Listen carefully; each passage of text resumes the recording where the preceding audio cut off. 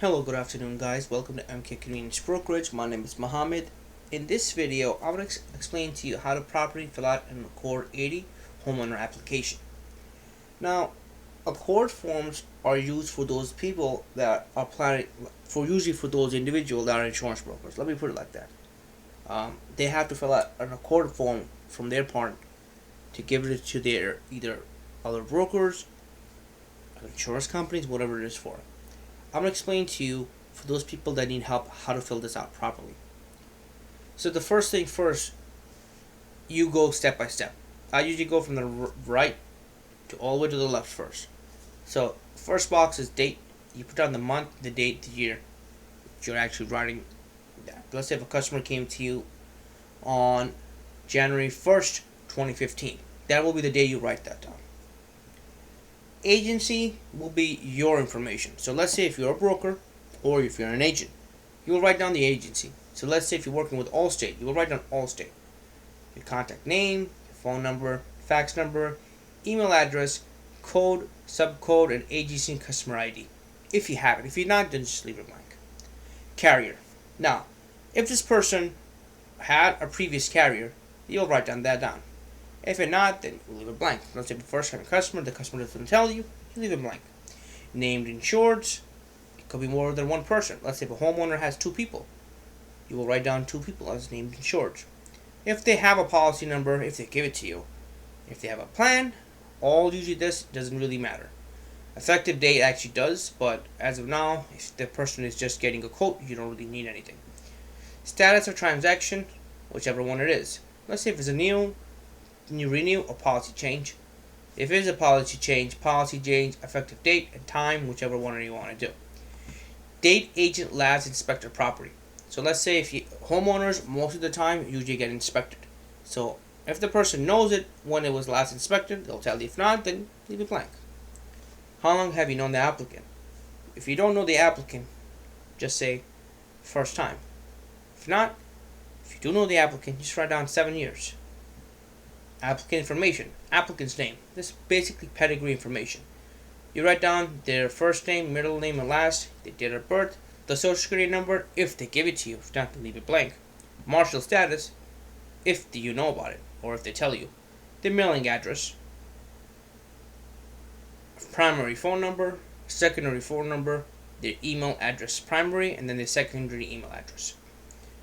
Previous address, if they have given you the previous address.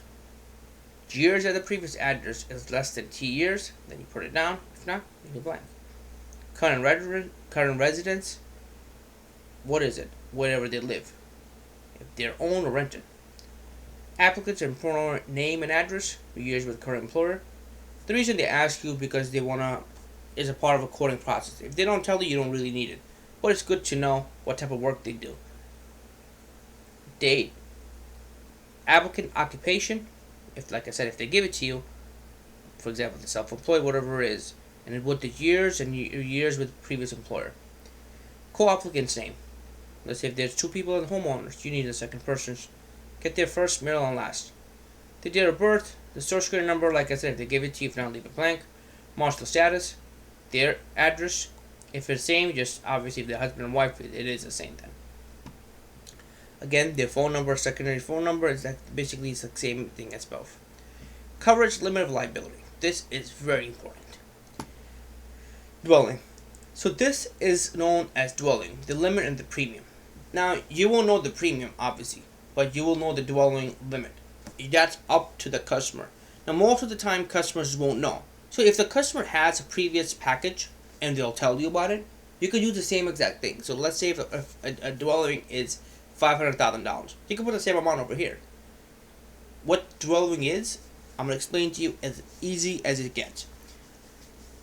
If you have a home, you shake the home.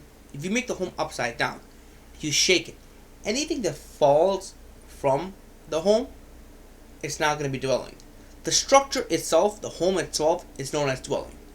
So basically, that's what it is. So if God forbid, if there is a home, or whatever happens, you want to put down the limit. So if there's a fire, you want to put down whatever the home amount is. To cost it, to structure it, to make it back up again. That's the limit you put down over here. Other structures and personal property. Other structures are like fences from the outside. If you have a shed, that's considered other structure. Personal property.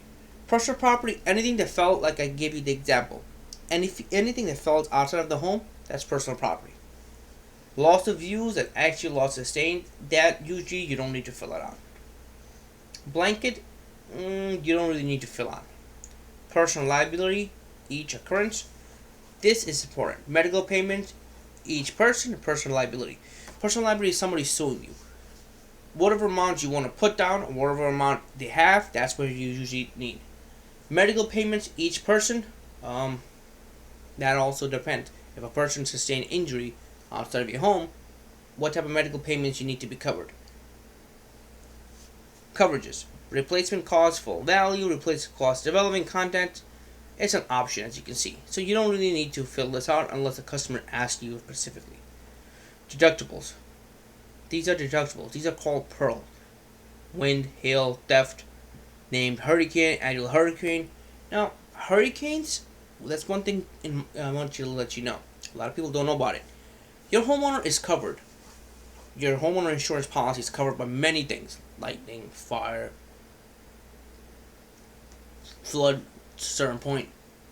They're covered. But certain things they're not covered. So let's say if you're in a war, your homeowner insurance policy is not going to get covered anymore. They're going to say, you know what, we're out. They have it in the contract, but you have to read it very, very carefully, because those pages you get, it's what you're going to be covered and not covered for. Keep in mind, always read it. Forms and endorsements. Attach Accord 8 to 9 forms and endorsement schedule if more space is required.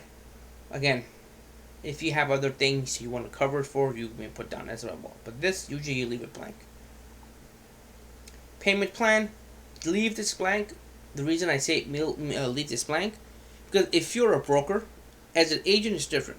But let's say if you are a broker and an insurance broker that's selling homeowner insurance, you're never going to know what type of plan your insurance company that you're dealing with is going to have.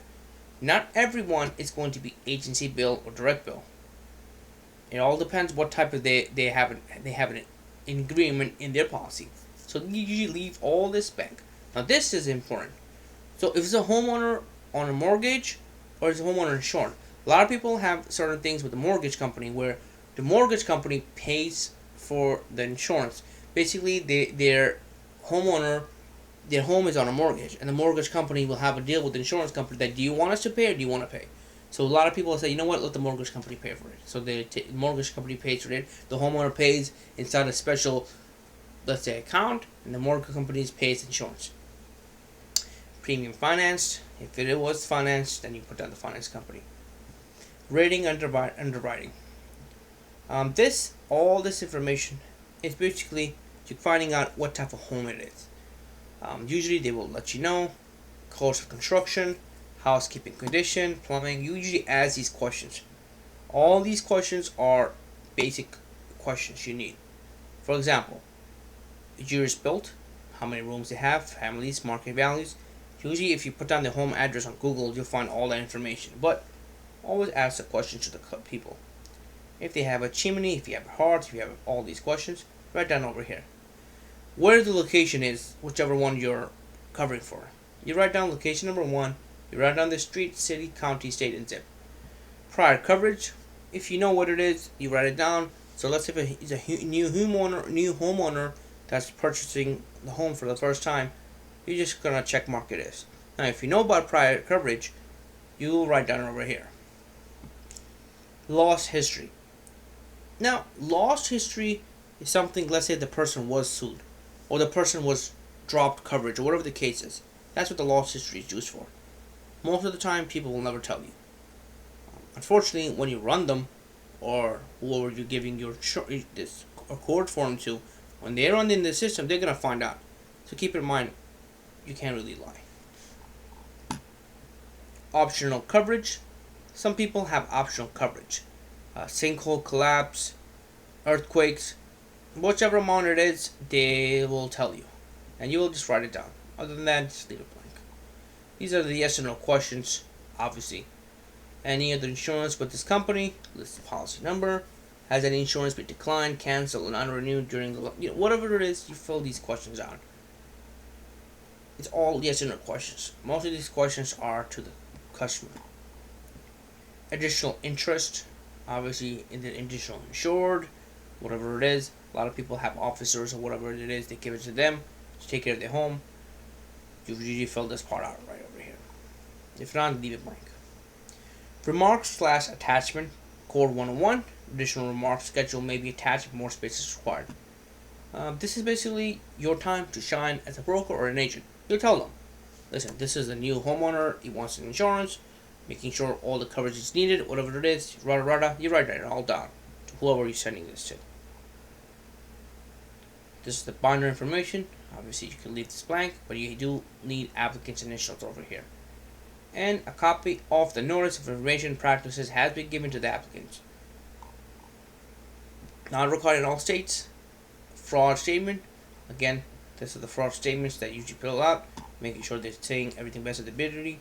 You write down your name, your signature, your name, and if you have a producer license ID number, which you have, it is required in Florida. You write it down. The applicant signs it, they date it, and the national producer number of your license number, and that's it. Once you're done with that, you usually send this form to either your insurance company, whoever it is, and that's it. That's how you fill out an Accord 80 homeowners application form. As you can see, it's very easy. Simple questions, you fill them out, and if there is something wrong, usually the underwriter will let you know, listen, you missed this part. Can you fill out this part, please? And they'll fill out the part and they'll help you out with that. It's simple. Sometimes people, when they have insurance from mortgage and they forget, or let's say if the money is not in, the insurance companies will drop you. They'll try to contact you, your broker will try to contact you, and you'll be dropped.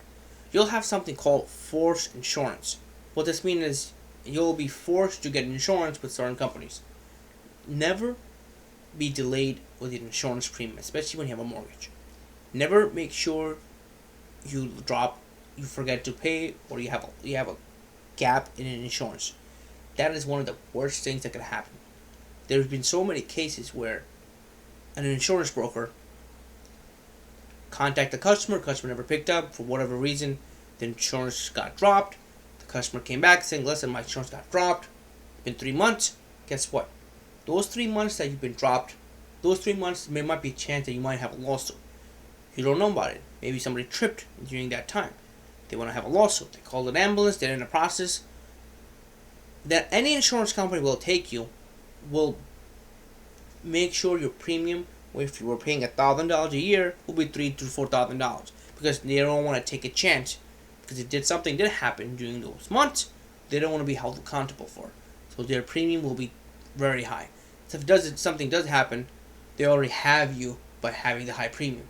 Obviously, a year or 2 years past, nothing happened, they will bring it down, but that's what I'm trying to say.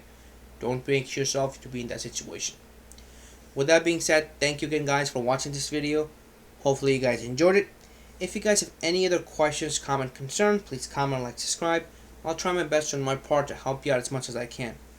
Thank you again, guys, for watching this video. Hopefully you guys enjoyed it.